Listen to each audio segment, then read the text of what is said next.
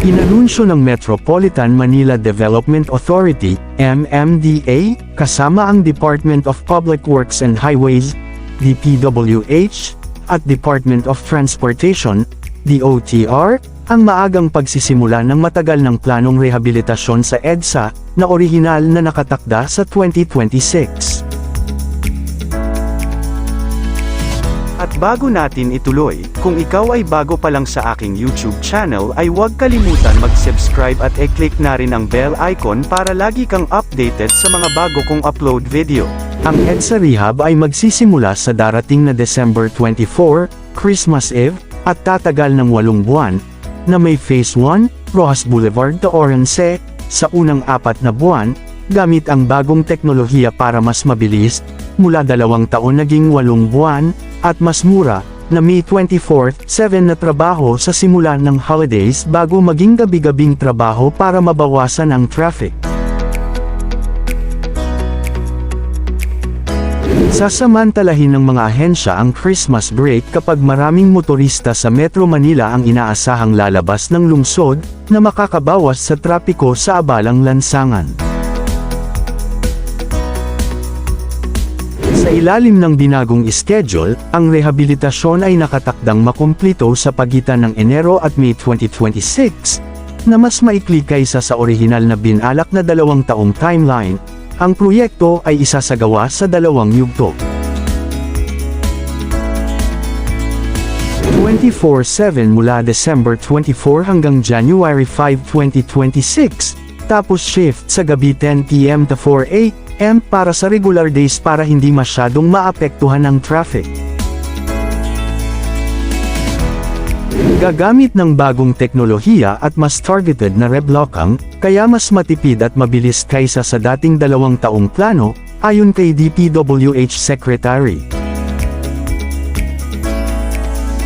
Samantala, nakumpleto ng Quezon City ang 167 proyekto sa infrastruktura na nagkakahalaga ng 5.6 billion pesos para sa taong 2025, kasama sa mga natapos na proyekto ang pagpapatayo ng mga pasilidad sa ospital at paaralan, bagong palengke, at pagpapaganda ng mga kalsada at sidewalk.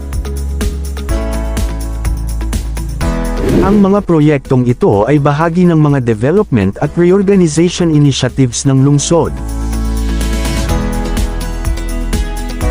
Kasama ang Quezon City Revive Project, na naglalayong pagandahin ang mga lugar tulad ng Tomas Morato Avenue at Litex Market sa pamamagitan ng pag-aayos ng mga ilaw, at pag-alis ng mga sagabal. Isang green infrastructure, na nagpapaganda ng lungsod, nagpapabuti ng mobility, at nagbibigay ng lugar para sa kalusugan at wellness ng mga mamamayan, tulad na lang ng elevated landscape promenade na bukas na sa publiko. Ito ay isang bagong elevated walkway na magkokonekta sa Quezon Memorial Circle at Ninoy Aquino Parks and Wildlife Center. Ito ay nagbibigay ng ligtas at maaliwalas na daanan para sa mga pedestrian at cyclists, na may mga ramp para sa bisikleta at mga upuan para sa mga tao. Binubuksan ito mula 5 ng umaga hanggang 10 ng gabi, araw-araw. Layo ng proyekto, katuwang ang Department of Environment and Natural Resources, na palawakin ang mga sustainable at accessible na green spaces sa lungsod, lalo na't 12% lang ng Metro Manila ang natitirang luntiang lugar, batay sa datos ng DENR. Ayon sa Quezon City Parks Development and Administration Department, dinisenyo ang promenade para mas mapadali ang koneksyon ng mga existing parks habang hinihikayat ang wellness at environmental awareness ng mga residente. Dagdag ng kagawaran, pinapabuti ng green spaces ang air quality sa lugar, napapababa ang mainit na temperatura, nakatutulong ding maiwasan ang mga pagbaha, at marami pang iba. Samantala, ang NAIA ay nag-deploy ng mga bagong biometric e-gates simula ngayong December sa Terminal 1 at 3 para sa mas mabilis na immigration processing. Para para sa mga Philippine passport holders na mga OFW sa departure, at para sa lahat ng Philippine passport holders sa arrival. Gamit ang facial recognition at passport scanning, kayang tapusin ang immigration clearance sa loob lamang ng 20 segundo sa halip na mahabang pila. May kabuuang 78 gates ang itatalaga sa buong NAIA sa ilalim ng phased rollout, kasalukuyang operational na ang mga ito sa Terminals 1 at 3. Ang mga upgrade na ito ay bahagi ng 170 bilyong pesos rehabilitasyon ng NAIA sa ilalim ng konsorsyum na pinamumunuan ng San Miguel Corporation.